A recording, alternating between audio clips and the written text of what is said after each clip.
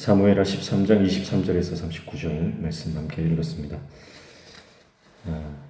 압살롬이 2년을 기다린 끝에 드디어 암논을 살해하게 됩니다.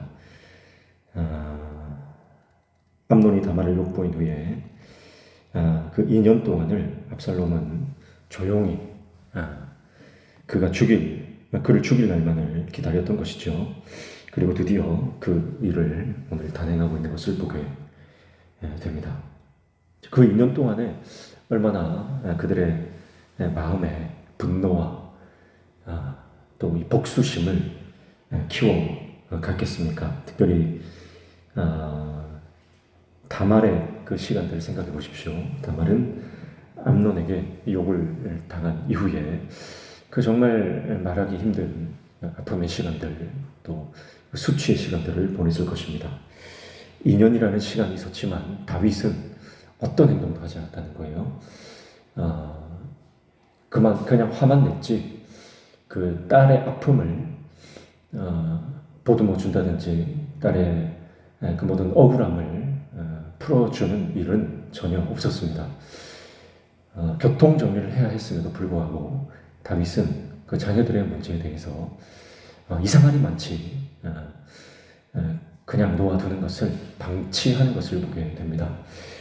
어제 우리가 잠시 살펴봤지만 다윗이 이런 그 첫째 아들에 대한 맹목적인 사랑 그리고 그 왕자들 간의 그 경쟁 구도, 그 긴장감 속에서 어떻게 함부로 할 수 없는 그 여러 가지 복합적인 상황들이 다윗을 가만히 있게 했겠지만 그럼에도 불구하고 아무리 어려운 상황이라도 다윗은 이 문제를 해결했어야 합니다.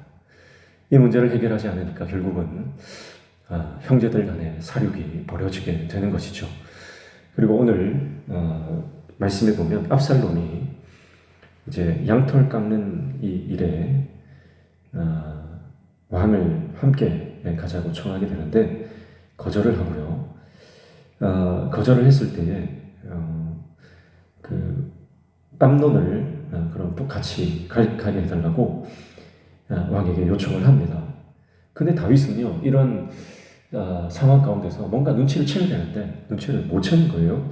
그래서 모든 왕자들을 함께 보내게 됩니다. 23절부터 보시면 만 2년 후에 에브라임 곁 바알 하솔에서 압살롬이 양털 깎는 일이 있음에 압살롬이 왕의 모든 아들을 청하고 24절에 압살롬이 왕께 나아가 말하되 이제 종에게 양털 깎는 일이 있사오니 청하건대 왕은 신하들을 데리시고 당신의 종과 함께 가사이다 하니 이렇게 말하죠.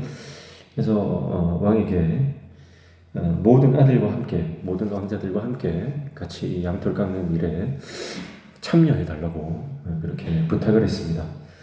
그런데 25절에 보니까 왕이 압살롬에게 이르되 아니라 내 아들아 이제 우리가 다 갈 것 없다. 내게 누를 끼칠까 하노라 하니라. 압살롬이 그에게 간청하였으나 그가 가지 아니하고 그에게 복을 비는지라 이렇게 말하죠. 그래서 다윗이 압살롬이 양털 깎는 일, 사실 이 양털 깎는 일은 사실은 어떤 축제 같습니다. 그래서 이 일에 같이 갈 것을 요구했지만 그는 그 자리에 가지 않습니다. 그래서 압살롬이 이제 다윗이 가지 않으니까 이 일을 수행할 수가 있는 거예요. 그래서 26절에 보면 압살롬이 이르되 그렇게 하지 아니하시려거든 청하건대 내 형 암논이 우리와 함께 가게 하옵소서. 왕이 그에게 이르되 그가 너와 함께 갈 것이 무엇이냐 하되 27절에 압살롬이 간청하매 왕이 암논과 왕의 모든 아들을 그와 함께 그에게 보내니라 이렇게 말하죠. 그래서 23절에 보면 모든 아들을 청했다. 그런데 26절에는 암논을 같이 가게 해달라 했는데 27절에는 왕이 모든 아들을 그에게 보냈다라고 하는 거죠. 그러니까 앞부분과 이 중간 부분, 뒷부분이 조금 말이 다른 건 뭐냐면 결국은 이 모든 그 왕자들을 같이 초대를 했는데 그 암논의 목적은 뭐냐? 이 압살롬의 목적은 뭐냐? 암논이었다라고 하는 걸 강조하기 위해서 이 암논을 가게 해달라라고 하는 것, 이것을 강조하고 있는 것이다 이렇게 볼 수가 있고요. 그리고 특별히 암논이 같이 가야 된다라고 하는 것, 이 사실에서 다윗은 뭔가 눈치를 챘어야 합니다. 그런데 워낙에 그 2년 동안 압살롬이 잠잠했고요. 이 일이 다시는 이렇게 왕궁 안에 쉬쉬했던 문제고 불거지지 않았기 때문에 다윗이 이 문제에 대해서 생각을 하지 못했던 것이고, 그리고 영적으로 무뎌졌다는 거예요. 영적으로 무뎌졌기 때문에 지금 굳이 왕자들을 다 거기에 에브라임 곁 이 바알 부솔까지 데리고 갈 이유가 없음에도 불구하고 압살롬이 이런 무리한 요구를 하는 것에 대해서 다윗은 그 감을 못 잡고 있는 겁니다. 그래서 압살롬의 이 계획이 이제 척척 들어맞게 되는 것이죠. 그래서 이제 모든 왕자들과 함께 압살롬이 바알 부솔에 도착했을 때에 이미 압살롬은 그의 종들에게 암논을 살해할 것에 대해서 작전을 다 짜놓고 준비가 끝난 상태였습니다. 그래서 테러를 일으키는데 28절에 보면 압살롬이 이미 그의 종들에게 명령하여 이르기를 너희는 이제 암논의 마음이 술로 즐거워할 때를 자세히 보다가 내가 너희에게 암논을 치라 하거든 그를 죽이라 두려워하지 말라 내가 너희에게 명령한 것이 아니냐 너희는 담대히 용기를 내라 한지라 이렇게 말하죠. 그러니까 29절에 압살롬의 종들이 압살롬의 명령대로 암논에게 행하매 왕의 모든 아들들이 일어나 각기 노새를 타고 도망하니라 이렇게 말씀합니다. 잘못된 것이 있을 때 바로 잡지 않으면 그것이 얼마나 큰 부작용을 낳는지 그 후폭풍이 얼마나 큰지를 오늘 말씀 통해 우리가 보게 됩니다. 다윗은 그 아들의 문제들에 대해서 반드시 짚고 넘어갔어야 되는 것이죠. 그리고 처벌할 것은 처벌하고 그리고 위로할 것은 위로하면서 그들 안에 있었던 문제, 자녀들의 문제에 대해서 개입했어야 합니다. 그러나 그 문제에 대해서 간과하고 방임했을 때에, 방치해 두었을 때에 그것은 2년 동안의 그 안에 분노와 증오심으로 증폭하고 그리고 그를 살해하게 되는, 맏아들이 죽게 되는 비극적인 결과를 낳게 되는 것입니다. 오늘 우리 마음 가운데 우리 삶 안에도 마찬가지입니다. 죄라고 하는 건 우리가 주님 앞에 지은 죄, 사람 앞에 지은 죄 막론하고요. 우리 안에 우리 삶 가운데에 다뤄야 할 문제가 있는 것입니다. 그 다뤄야 할 죄의 문제들을 우리가 방치하고 넘어가면 골치가 아프다고 이걸 어떻게 해결할까 이게 너무 문제가 복잡한 거예요. 그래서 그냥 내버려두고 그냥 방치를 해버리면 나중에는 이것이 얼마나 큰 비극으로 우리 삶 가운데 다시 돌아올 수 있는지를 보여줍니다. 이것이 영적인 원리가 이와 같은 것이죠. 그래서 우리가 하나님 앞에서 돌이켜야 될 부분, 회개해야 될 부분, 바로잡아야 할 부분들을 우리 삶에서 바로잡지 않으면 그것이 나중에는 우리 삶이 큰 어려움 가운데로 빠질 수 있음을 말씀을 통해 볼 수가 있습니다. 그리고 암논의 입장에서도 마찬가지죠. 암논도 그 2년 동안에 그 다말을 향한 사과할 수 있는 기회, 용서를 구할 수 있는 기회가 있었지만 그 기회를 다 날려버린 것입니다. 자기 마음대로 할 수 있다.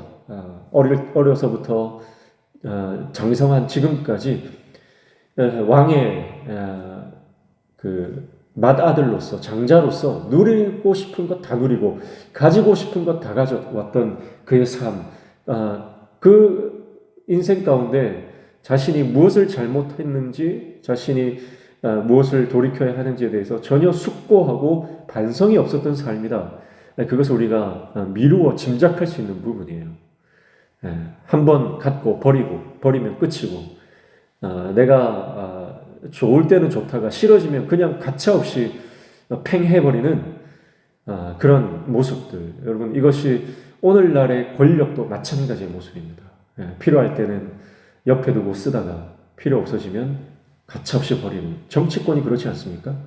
그래서 의리도 찾아볼 수 없고 사랑도 찾아볼 수 없는 가장 인간의 기본적인 그 도의를 찾아볼 수 없는 것이 사실은 세상의 논리고 세상의 권력의 모습이다라고 하는 것을 볼 수가 있는 것이죠.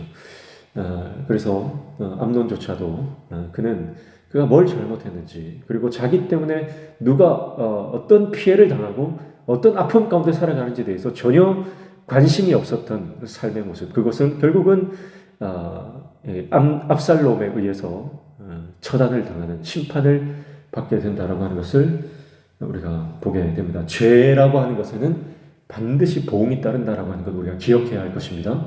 내가 사람에게 지은 죄나 또 하나님 앞에서 내가 잘못한 모든 죄들은 반드시 그 죄의 대가가 있다. 그 대가가 있음을 우리가 기억하고 그 죄의 보응이 있음을 알고 우리가 반드시 죄의 문제 앞에서는 회개하고, 나 때문에 누군가 피해를 봤다면, 나로 인해서 누군가 마음이 상심이 되고 아프고 실족이 되었다면 우리가 그런 사람은 없는지 우리가 잘 돌아보고요.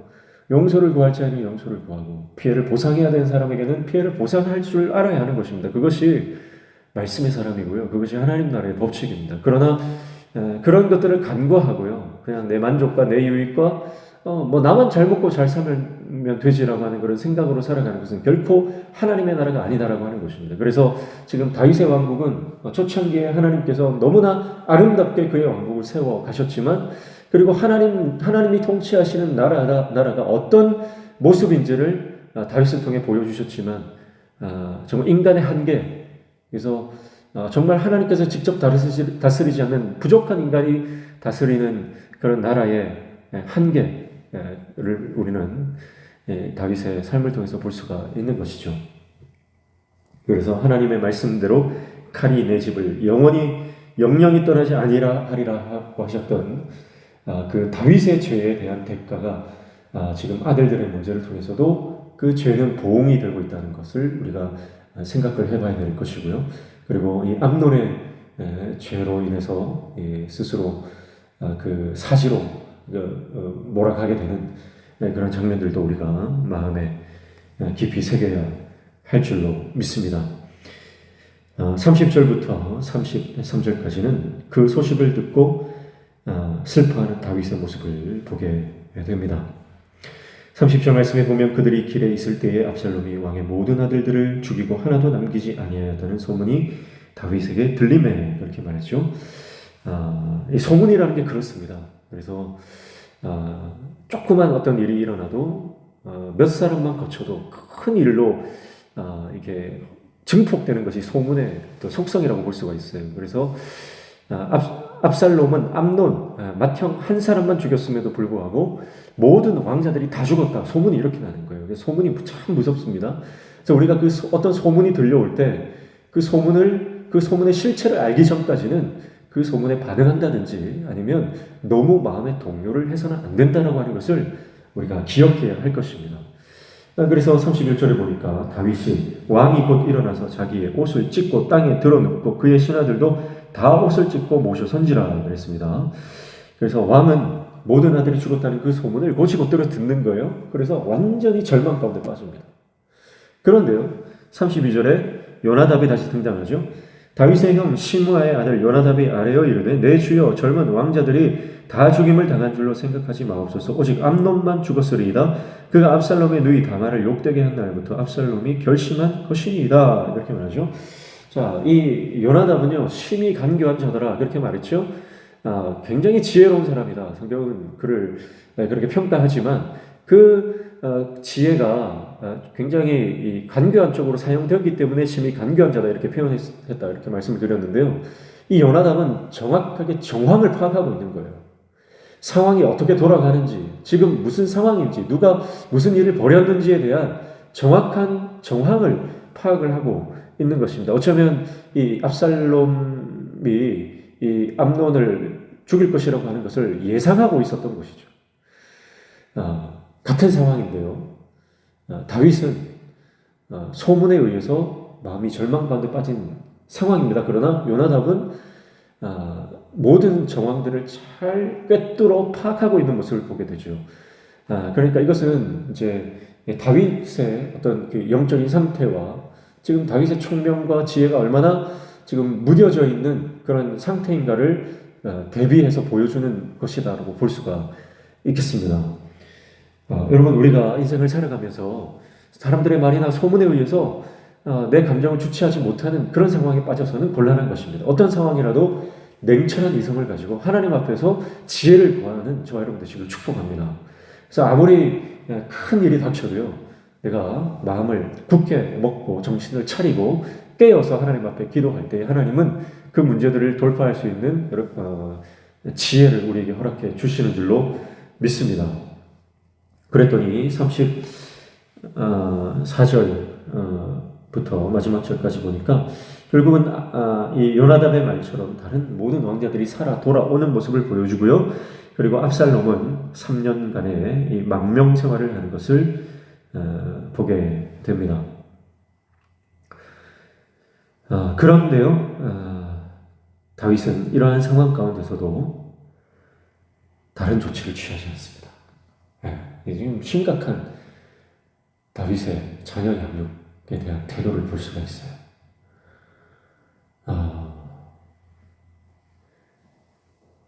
반드시 압살롬을 압송을 했어야죠. 그리고 왕자들을 불러다가 정황을 정확하게 묻고 이 일에 대해서 반드시 처리를, 심판을 했었어야 합니다. 여기서도 다윗은요, 손을 놓아버렸습니다. 그것은 결국은 압살롬이 다윗을 반역하게 되는 단초를 제공하게 되는 것이죠. 오늘 계속해서 반복해서 우리는 다윗의 모습을 통해서 우리가 그냥 두고 넘어가서는 안 되는 죄의 영역, 우리 삶의 잘못된 부분, 그것을 반드시 우리가 짚고 넘어가야 함을 반복적으로 우리에게 교훈하고 있는 줄로 믿습니다. 죄와 불의와 잘못된 모든 것에 대해서 모른 채 하고 아무런 조치도 취하지 않으면 결국은 그 속이 썩어 들어갑니다. 골마 터지는 것입니다. 그 일들을 이미 겪었음에도 불구하고 다윗은 그 2년 동안 피해자가 입었을 그 모든 고통과 상처, 자녀들의 잘못에 대해서 전혀 아무런 행동을 취하지 않고, 마찬가지로 또 3년 동안 압살롬의 그 범죄 앞에서 아무런 조치를 취하지 않는 것을 보게 되죠. 다윗의 이러한 자녀들을 향한 방임 때문에 자녀들의 문제, 가정의 문제는 더욱더 복잡하게 얽히고 꼬이며 속으로 골마가는 것입니다. 오늘 우리 안에 이런 골마가는 잘못된 죄의 문제, 불의가 있다면 오늘 이 시간 하나님 앞에 다 교통정리하시기를 축복합니다. 그래서 우리 삶이 하나님 앞에서 거룩하고 정결하게 깨끗하게 정리되어 더 이상 큰 재앙으로 이어지지 않도록 우리 공동체 안에 있는 불의가 있다면 그것을 잘 점검하고 우리가 교회 안에도 그런 영적인 교통정리가 필요하다고 하는 것 기억하면서 우리 안에 바로잡아야 될 문제들을 하나님 은혜로 주시는 지혜로 잘 바로잡아 새롭게 우리 공동체를 세워나가는 저와 여러분 다 되시기를 주님의 이름으로 축복합니다. 기도하겠습니다. 하나님 아버지, 더 이상 죄와 불의에 묵과하고 모른 채하고 넘어가지 않게 해주시고 행동하는 신앙인 되게 도와 주시옵소서. 우리 안에 있는 죄의 문제에 대해서도 동일하게 하나님 앞에 철저히 회개하며 하나님 앞에 나아가 엎드려 모든 죄를 쏟아낼 수 있는 그런 믿음의 용기도 허락하여 주시옵소서. 오늘도 간구하며 기도하는 모든 제목들 들어 응답하여 주시고 우리 삶에 막혀진 문제들이 열려지는 형통의 은혜도 허락하여 주시옵소서. 예수님의 이름으로 기도하옵나이다.